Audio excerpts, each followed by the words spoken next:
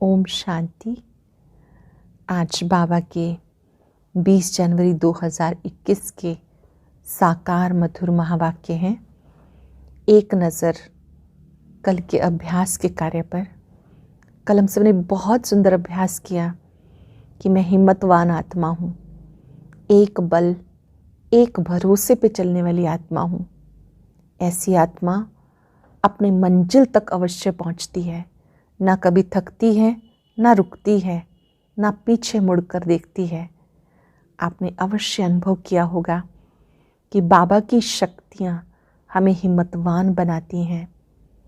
आज के मधुर महावाक्यों में बाबा ने याद दिलाया कि आप आत्माएं सच्ची सच्ची सीता हो। आप आत्माएं इस समय बाबा को याद करके अपनी मूल स्टेज, पावन स्टेज तक पहुंचती हो। जो अनेक प्रकार के संशय उत्पन्न होते हैं, उसका मूल कारण देह अभिमान है। संशय से ही प्रश्न उत्पन्न होते हैं। बाबा ने कहा बच्चों को एक धंधा करना है पतित से पावन बनाने का। अगर आप इस धंधे में व्यस्त हो जाएंगे, सेवा करते रहेंगे, तो प्रश्न समाप्त हो जाएंगे। एक होते जिज्ञासावश प्रश्न करना कि मैं पुरुषार्थ में कैसे आगे बढ़ूं। एक है बाबा में संशय आ जाना। दोनों में अंतर है। बाबा में, ड्रामा में कभी संशय ना आए। फिर बाबा ने कहा कि आप बाबा से बहुत लंबे काल के बाद मिले हो, 5-4 वर्ष के बाद मिले हो, तो आप बाबा के लाडले बच्चे हो, सिक्के लदे बच्चे हो। बाबा मिलकर पूछते हैं कि बच्चे आप 5-4 वर्ष पहले भी मिले हो, अब आप फिर से मिले हो वर्षा लेने के लिए। बाबा की याद से देही अभिमानी बनो, सब संशय समाप्त हो जाएंगे। फिर देही अभिमानी स्थिति का बहुत सुंदर उपयोग बाबा ने बताया कि जो बच्चे देही अभिमानी स्थिति में रहते हैं वही संतुष्ट रहते भी हैं और संतुष्ट करते भी हैं। और ऐसे बच्चों को संतुष्ट मणि बनने का वरदान प्राप्त हो जाता है। अब एकाग्र होकर सुनेंगे। मीठे बच्चे, सारे कल्प का ये है सर्वोत्तम कल्याणकारी संगम युग। संगम युग कैसा है? सर्वोत्तम कल्याणकारी संगम युग है। इसमें तुम बच्चे याद की स्क्रीन से सतो प्रधान बनते हो। बाबा की याद से सतो प्रधान बन जाते हो, क्योंकि बाबा की याद बहुत मीठे से भी मीठी है। क्वेश्चन है, अनेक प्रकार के प्रश्नों की उत्पत्ति का कारण और उनका निवारण क्या है? अनेक प्रकार के प्रश्नों की उत्पत्ति का कारण, जब देहाभिमान में आते हो तो संशय पैदा होते हैं। संशय उठने से अनेक प्रश्नों की उत्पत्ति हो जाती है। बाबा कहते हैं मैंने तुम बच्चों को धंधा दिया है, पतित से पावन बनो और बनाओ। इस धंधे में रहने से सारे प्रश्न खत्म हो जाएंगे। कौन से धंधे में रहेंगे? आत्माओं को पतित से पावन बनाने का धंधा करेंगे तो सारे प्रश्न समाप्त हो जाएंगे। गीते तुम्हें पाके हमने जहां पा लिया। ओम शांति। मीठे मीठे रूहानी बच्चों ने गीत सुना। ये किसने कहा? मीठे मीठे रूहानी बच्चे। जरूर रूहानी बाप ही कह सकते हैं। मीठे मीठे रूहानी बच्चे अब सम्मुख बैठे हैं और बाबा बहुत प्यार से समझा रहे हैं। अब तुम जानते हो सिवाय रूहानी बाप के सर्व को सुख शांति देने व सर्व को दुख से लिबरेट करने वाला दुनिया भर में कोई मनुष्य हो नहीं सकता। इसलिए दुख में बाप को याद करते रहते हैं। तुम बच्चे सम्मुख बैठे हो, जानते हो बाबा हमें सुख धाम के लायक बना रहे हैं। इस समय बाबा हमें सुख धाम, स्वर्ग में जाने के लायक बना रहे हैं। सदा सुख धाम का मालिक बनाने वाला बाबा सम्मुख आया है। अब तुम समझते हो सम्मुख सुनने और दूर रहकर सुनने में बहुत फर्क है। यहाँ बैठकर सुनना मधुबन में और अपने आप सुनना सेंटर्स पर या पढ़ना, दोनों में अंतर है। मधुबन में सम्मुख आते हो। मधुबन मशहूर है ना। मधुबन में उन्होंने श्री कृष्ण का चित्र दिखाया। वास्तव में तुम बच्चे जानते हो अपने को आत्मा समझने में बहुत मेहनत लगती है। तुम्हें घड़ी घड़ी अपने को आत्मा निश्चय करना है। मैं आत्मा बाप से वर्षा ले रही हूँ। संगम पर हम बाबा से वर्षा ले रहे हैं। बाप एक ही समय आते हैं सारे चक्र में। ये कल्प का सुहावना संगम युग है। इसका नाम रखा है पुरुषोत्तम संगम युग। यही संगम युग है जिसमें सब मनुष्य मात्र उत्तम बनते हैं। अभी तो सब मनुष्य मात्र की आत्माएं तमो प्रधान है, फिर सतो प्रधान बनती हैं। सतो प्रधान है तो उत्तम है, तमो प्रधान होने से मनुष्य भी कनिष्ठ बनते हैं। तो बाबा आत्माओं को सम्मुख समझाते, सारा पार्ट आत्मा बजाती है, ना कि शरीर। तुम्हारी बुद्धि में आ गया हम आत्मा असल में निराकारी दुनिया व शांति धाम की रहने वाली है। अब हमने समझा कि हम ज्योति बिंदु आत्मा हैं, परम धाम की रहने वाली हैं। ये किसी को पता नहीं, ना खुद समझा सकते। तुम्हारी बुद्धि का भी ताला अब खुला है। तुम समझते हो बरोबर आत्माएं परम धाम में रहती हैं। वो है इनकॉर्पोरियल वर्ल्ड, ये है कॉर्पोरियल वर्ल्ड। यहाँ हम आत्माएं एक्टर्स वन पार्ट बचाती हैं। वो निराकारी दुनिया है, ज्योति बिंदु आत्माएं वहाँ रहती हैं। इस साकार शरीर में तो हम यहाँ पार्ट बचाते हैं। पहले पहले हम पार्ट बचाने आते, फिर नंबरवार आते जाते हैं। सभी एक्टर्स इकट्ठे नहीं आ जाते, भिन्न भिन्न प्रकार के एक्टर्स आते हैं। सब इकट्ठे तब होते जब नाटक पूरा होता। अब तुम्हें पहचान मिली, हम आत्मा शांति धाम की रहवासी हैं। यहाँ आते पार्ट बजाने। बाप सारा समय पार्ट बजाने नहीं आते, हम ही पार्ट बजाते बजाते सतो प्रधान से तमो प्रधान बन जाते हैं। अब तुम बच्चों को सम्मुख सुनने से बड़ा मज़ा आता है। इतना मज़ा पढ़ने में नहीं आता है, सम्मुख सुनने में आता है। मुरली का आनंद सम्मुख सुनने में आता है। अपने आप पढ़ते हैं तो इतना मज़ा नहीं आता है। इसलिए मधुबन में बाजे मुरली, ये गायन है। तुम बच्चे समझते हो भारत गॉड गॉडेस का स्थान था, अभी नहीं है। चित्र देखते हो, था ज़रूर। हम वहाँ के रहवासी थे। पहले पहले हम देवता थे। अपने पार्ट को तो याद करेंगे कि भूल जाएंगे। बाबा कहते तुमने यहाँ ये पार्ट बचाया, ये ड्रामा है। नई दुनिया सो जरूर फिर पुरानी होती है। पहले पहले ऊपर से जो आत्माएं आती हैं वो गोल्डन एज में आती हैं। मूल वतन से जब आत्माएं आती हैं तो गोल्डन स्टेज में आती हैं, सतयुगी दुनिया में। ये बातें अब तुम्हारी बुद्धि में हैं।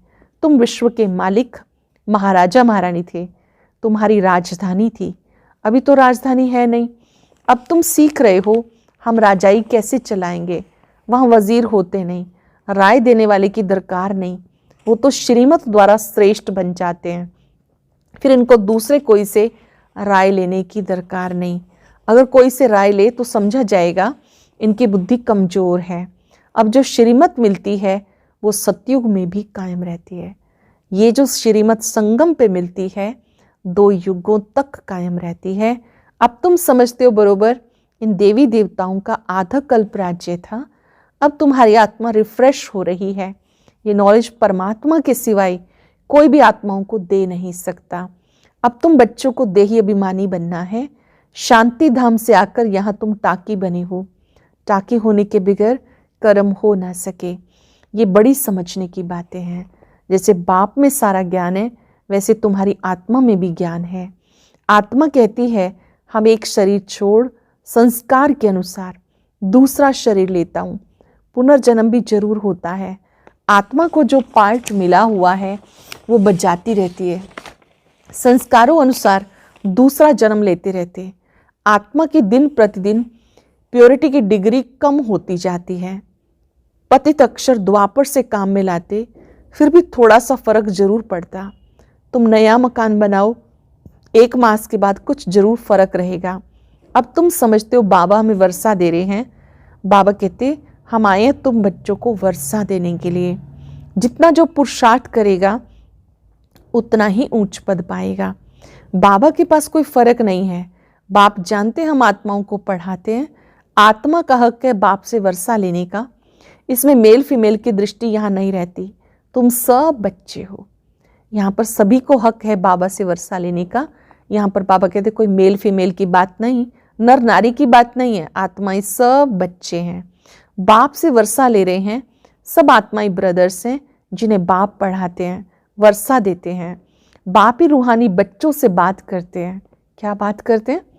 बाबा रूहानी बच्चों से बात करते, हे लाडले सिक्के लदे बच्चे, तुम पाठ बजाते बजाते फिर से आकर मिले हो। कितनी सुंदर स्मृति बाबा दिलाते कि पाठ बजाते बजाते फिर से मिले हो अपना वर्षा लेने के लिए। ये भी ड्रामा में नूंद है, शुरू से लेके पार्ट नूंदा हुआ है। तुम एक्टर्स पार्ट बजाते एक्ट करते रहते हो। आत्मा अविनाशी है और उसमें पार्ट भी अविनाशी नूंदा हुआ है। शरीर तो बदलता रहता है, बाकी आत्मा सिर्फ पवित्र से अपवित्र बनती है, पतित बनती है। सतयुग में है पावन, इसे कहते पतित दुनिया। जब देवताओं का राज्य था तो वाइसलेस वर्ल्ड थी, अभी नहीं है। ये खेल है। नई दुनिया सो पुरानी, पुरानी सो फिर नई। अब सुखधाम स्थापन होता है, बाकी सब आत्माएं मुक्ति धाम में रहेंगी। अब ये बेहद का नाटक पूरा हुआ, सब आत्माएं मच्छरों में सल जाएंगी। इस समय कोई भी आत्मा आए तो पतित दुनिया में उनकी क्या वैल्यू होगी? वैल्यू उनकी है जो नई दुनिया में आते हैं। वैल्यू उनकी है जो आत्माएं सतयुगी दुनिया में आती हैं। जानते हो, जो नई दुनिया थी फिर पुरानी बनी। नई दुनिया में हम देवी देवता थे, वहाँ दुख का नाम निशान नहीं था। जब आप नई दुनिया में थे तो दुख का नाम निशान नहीं था। यहाँ अथाह दुख है। बाबा आकर दुख की दुनिया से लिबरेट करते हैं। ये पुरानी दुनिया बदलनी है। समझते हो, बरोबर हम सतयुग के मालिक थे, फिर 84 जन्मों के बाद ऐसे बने। फिर बाबा कहते मुझे याद करो तो तुम स्वर्ग के मालिक बनेंगे। तो हम क्यों ना अपने को आत्मा निश्चय करें, बाप को याद करें। कुछ तो मेहनत करनी होगी ना। राजाई पाना कोई सहज थोड़ा ही है। बाबा को याद करना है। ये माया का वंडर है जो घड़ी घड़ी तुम्हें भुला देती है। उसके लिए उपाय रचना चाहिए। माया भुला देती है, हमें बार बार कोई ना कोई तरीका रचना है कि हम बाबा को याद करें। छोटे छोटे तरीके, जैसे बाबा का पेन है, हाथ में होगा तो बाबा की याद बनी रहेगी। बैज है, बाबा की स्मृति बनी रहती है। चित्र लगे हुए होते हैं, तो कोई ना कोई तरीका रचते रहना चाहिए। ऐसे नहीं कि मेरा बनने से याद जम जाएगी, बाकी पुरुषार्थ क्या करेंगे? नहीं, जब तक जीना है पुरुषार्थ करना है, ज्ञान अमृत पीते रहना है।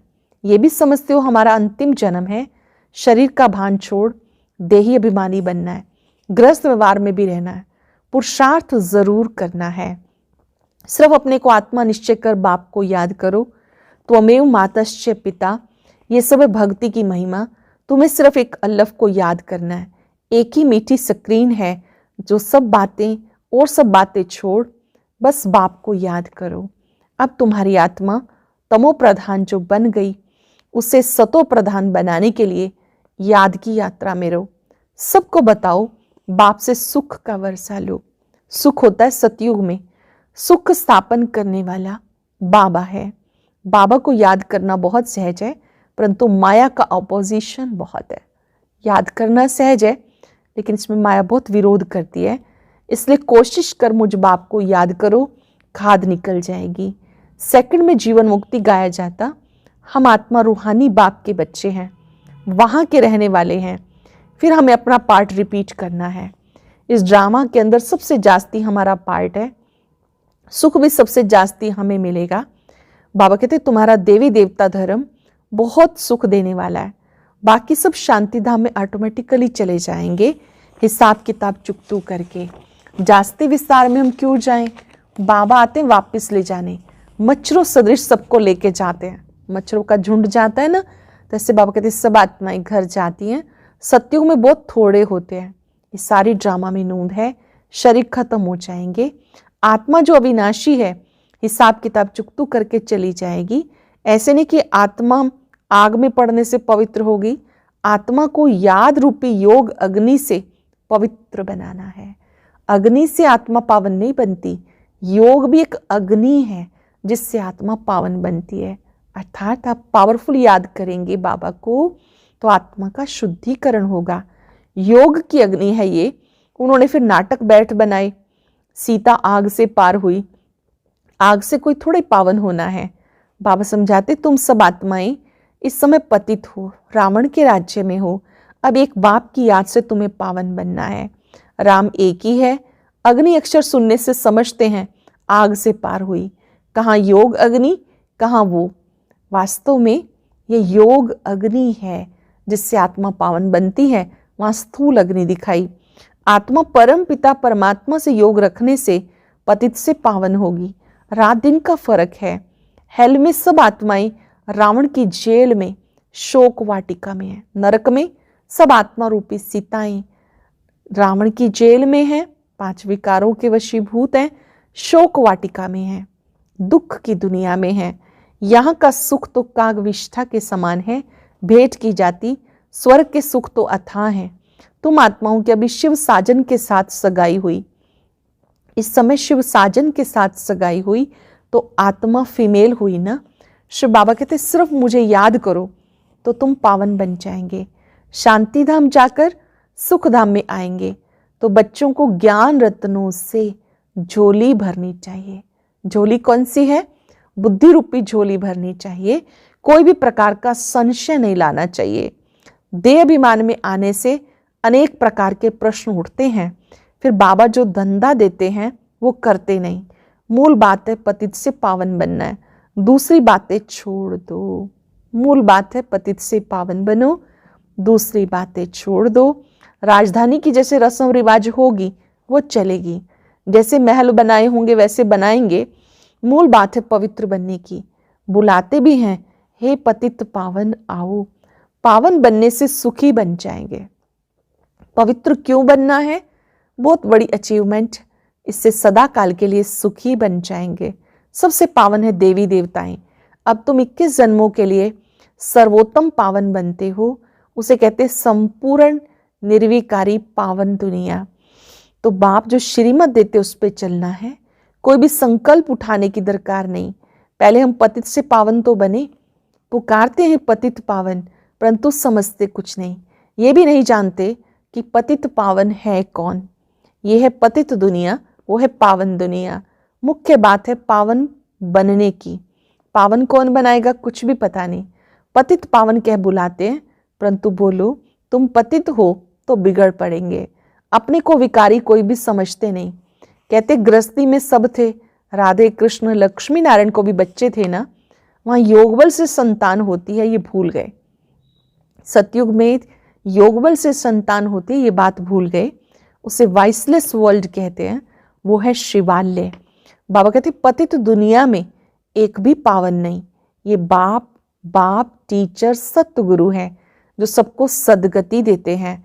वो तो एक गुरु चला गया, फिर बच्चे को गद्दी देंगे और वो कैसे सदगति में ले जाएंगे? सबका सदगति दाता एक है। सतयुग में सिर्फ देवी देवता होते हैं, बाकी सब आत्माएं शांति धाम चली जाएंगी।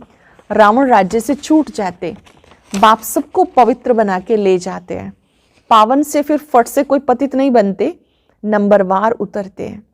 सतयुग में 16 कला संपूर्ण थे, पावन थे, एकदम पतित नहीं बनते, धीरे धीरे बनते हैं। सतो प्रधान से सतो रजो तमो। तुम्हारी बुद्धि में 84 का चक्र बैठा है। तुम अब लाइट हाउस हो। इस समय आप लाइट हाउस हो। ज्ञान से इस चक्र को जान गए हो, ये चक्र कैसे फिरता है। तुम बच्चों को सबको रास्ता बताना है। सब नैया हैं, तुम पायलट हो, रास्ता बताने वाले।